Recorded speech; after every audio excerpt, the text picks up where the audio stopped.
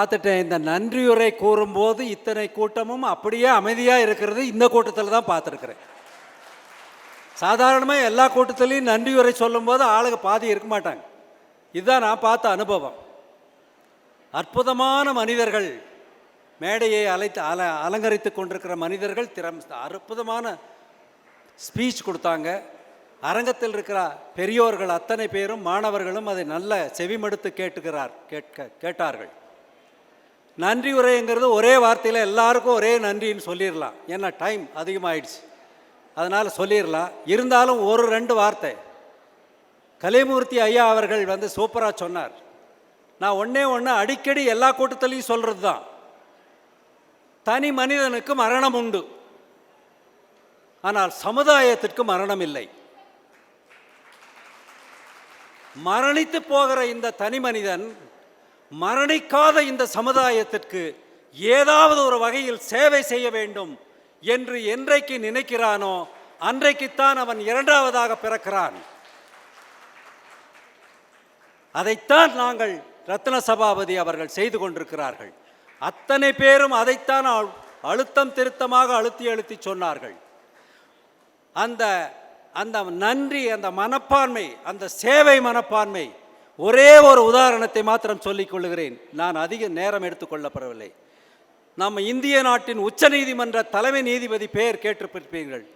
உச்ச நீதிமன்ற தலைமை நீதி சந்திரசூட் ஒரு நாள் தனது 2 பெண் குழந்தைகளையும் தன் மனைவியையும் அவர்கள் மூவருமே நீதிமன்றத்தில் எப்படி நடக்கிறது என்று பார்க்க வேண்டும் என்று ஆவல் பட்டார்கள் என்று அவர்களையும் அழைத்து கொண்டு சாதாரண மக்கள் பார்வையாளர்கள் உட்கார்ந்திருக்கின்ற இடத்திலே உட்கார வைத்துவிட்டு அவர் மேலே உட்கார்ந்து நீதி வழங்குகிறார். இதை பார்த்து கொண்டிருந்தார்கள். ஆனால் பத்திரிகையாளர்கள் விடவில்லை. இவர் மனைவியையும் குழந்தைகளையும் பேட்டி எடுத்தார்கள். அதில் என்ன ஒரு ஆச்சரியம், 2 குழந்தைகளை, பெண் குழந்தைகளை அவர் அழைத்து வந்திருந்தார்கள். சந்திரசூட் உச்ச நீதிமன்ற தலைமை நீதிபதி, அவருக்கு குழந்தை பேறு இல்லை. இந்த 2 பெண் குழந்தைகளும் தத்தெடுத்த குழந்தைகள். அதன் உச்சகட்டம், அந்த 2 பெண்களும் ஊனமுற்றவர்கள். ஊனமுற்ற பெண் குழந்தைகளை தத்தெடுத்து அதை வளர்த்தி ஆளாக்க வேண்டும் என்று என்றைக்கு அப்படி ஒரு மனப்பான்மை, ஒரு அன்பும் கருணையும் அவரிடத்தில் பிறக்கிறது என்பதை நீங்கள் இந்த உதாரணத்திலிருந்து உச்சநீதிமன்ற அந்த சந்திரசூட்னுடைய குடும்பத்திலிருந்தே தெரிந்து கொள்ளலாம். அதுபோலத்தான் சாந்தி துரைசாமி அவர்கள் ஊனமுற்ற குழந்தைகளுக்கென்றே பள்ளி வைத்திருக்கிறார்கள். அதற்காகத்தான் அப்பேற்பட்ட மாமணிகளை அழைத்திருக்கிறோம். இங்கே நீங்கள் பார்க்க வேண்டும். அவர்களை எல்லாம் பார்த்து நாமும் நமக்கு இன்றைக்கு இருக்கிற காலகட்டத்தில் மகரிஷி சொன்னது போல பொலிட்டிக்கலி, எக்கனாமிக்கலி, ரிலீஜியஸ்லி அவர் கண்ட்ரி இஸ் ரூயின்ட், கெட்டு நாசமாகி போய் கொண்டிருக்கிறது. இளைய தலைமுறைகள் நிறைய பேர் உட்கார்ந்துருக்கிறாங்க. கலியமூர்த்தி சார் சொல்லும்போது சொன்னார் ஒரு வார்த்தை, நீங்கள் பார்த்தீங்களா? எத்தனை பேர் அழகான கருத்துக்களை சொல்லிக் கொண்டிருக்கும் போது அவர்கள் செல்போனை நோண்டி கொண்டிருந்தார்கள், அதை நான் கவனித்தேன் என்று அவர் சொன்னார்.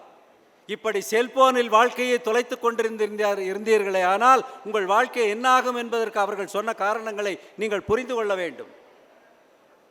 ஆக இந்த இளைய தலைமுறைகளை நல்லபடியாக இந்த காலத்திலும், இன்றைக்கு கெட்டுப்போய் கொண்டிருக்கிற இந்த காலகட்டத்திலே இவர்களையெல்லாம் நல்வழிப்படுத்த வேண்டும். இனி வருங்காலத்தில் அது அரசியலானாலும் சரி, ஆன்மீகமானாலும் சரி, பொருளாதாரமானாலும் சரி, அதை கையில் எடுத்துக்கொள்ளப் போகின்றவர்கள் நீங்கள் மாணவர்கள், என்னுடைய பேரன் பேத்திகள். நீங்கள் தான் அதை கையில் எடுத்துக்கொள்ள வேண்டும். நாங்கள் எல்லாம் போய்விடுவோம். நீங்கள் வருகின்ற காலத்தில் இன்னும் காலம் ரொம்ப மோசமாக இருக்கும். அதை எதிர்கொள்ள தைரியம் உங்களுக்கு வர வேண்டும். அதற்காகத்தான் நாங்கள் SFRBCயில் இவ்வளவு பாடுபட்டு கொண்டிருக்கிறோம். வாழ்க்கையில் உங்களுக்கு எத்தனையோ சிக்கல்கள், உன்னை பெற்றெடுத்த மகான்களுக்கு எத்தனையோ சிக்கல்,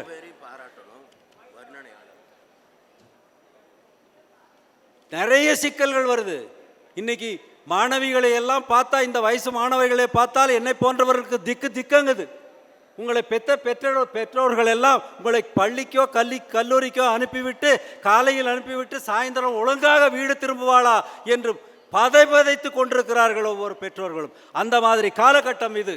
இந்த காலகட்டத்திலே நமது சித்தண்ணன் போன்ற அவர்களெல்லாம் எப்பேற்பட்ட கருத்துக்களை எல்லாம் பெரிய பெரிய மேடைகளில் சொல்லிக் கொண்டிருக்கிறார்கள். ஆகையினால் உங்களுக்காகத்தான் நாங்கள் வாழ்கின்றோம்.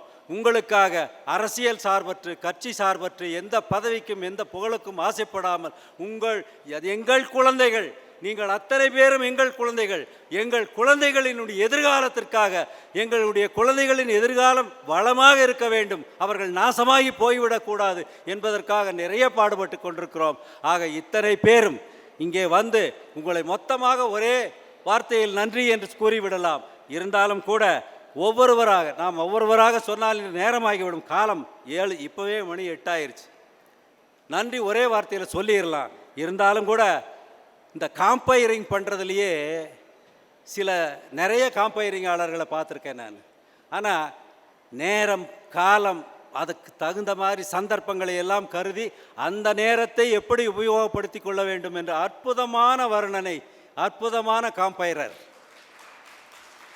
ஒளி அமைப்பாளர்கள், போட்டோ எடுத்தவங்க, வந்தவங்க அத்தனை பேரும், பெற்றோர்கள், பெரிய மகான்கள் எல்லாம் இங்கே வந்து இந்த மேடையை அலங்கரித்து கொண்டிருக்கிறார்கள் என்றால் இந்த பிற்படுத்தப்பட்டோர் நல அமைப்பு வருங்காலத்தில் மிகப்பெரிய அமைப்பாகி வருகின்ற அரசியல்வாதிகளுக்கு தூக்கம் இல்லாமல் செய்து விடுகின்ற அமைப்பு என்று நான் கருதுகின்றேன். நிச்சயமாக அது நடக்கும். இனிமேல் எந்த பெண் குழந்தைகளுக்கோ எஸ்எஃப்ஆர் எஸ்டி ஆக்ட்லேயோ விவசாயிகளுக்கு இருக்கிற அந்த குறைகளையோ தீர்ப்பதற்காகத்தான் ஜீப்புகள், 4 சக்கர வண்டிகள், இளைஞர்களை, கிஷோர் மாதிரி இளைஞர்களை தயார்படுத்தி வைத்திருக்கின்றோம். எந்த இடத்தில் யாருக்கு என்ன குறை என்றாலும் உடனே ஓடி வருகிற 4 சக்கர வாகனங்கள் தயாராக இருக்கும். இதுதான் எஸ்எஃப்ஆர்விசியினுடைய வருங்கால கொள்கை என கூறி உங்கள் அத்தனை பேரையும் காலம் கருதி ஐயா சொன்னாலும் கூட எல்லாரும் என்னை மன்னிச்சுக்கணும். எல்லாரும் பாதங்களை தொட்டு உங்களுக்கு எல்லாத்துக்கும் மனமார்ந்த நன்றியை சொல்லி, எனக்கு 88 வயசு, ஒருத்தர் கூட இந்த வயசில் இங்கே இருக்க மாட்டாங்க. இனி ஒரு நாள் கூட ஒரு மாத்திரை சாப்பிட்டதில்லை, டாக்டர்கிட்ட போனதில்லை, போனதாக ஐடியாவும் இல்லை. ஆகையினாலே மாதிரி உடல் நலத்தோட பலத்தோடு இருக்கணும்னா உள்ளம் நல்லதாக இருக்க வேண்டும், நேர்மையான பணி செய்ய வேண்டும், சமூக சேவை செய்ய வேண்டும். அப்படி நினைத்தால் நீங்களும் போல் இருப்பீர்கள் என்று கூறி எல்லாம் வல்ல இறையருளின் நிலையில் நின்று நீங்கள் அத்தனை பேரும் என்னை போல் உடல் நலத்துடனும் நீள் ஆயுள், நிறை செல்வம், உயர் புகழ், மெய்ஞானம் பெற்று வாழ்வாங்கு வாழ வேண்டும் என்று வாழ்த்தி நன்றி கூறி அமைகிறேன். நன்றி, வணக்கம்.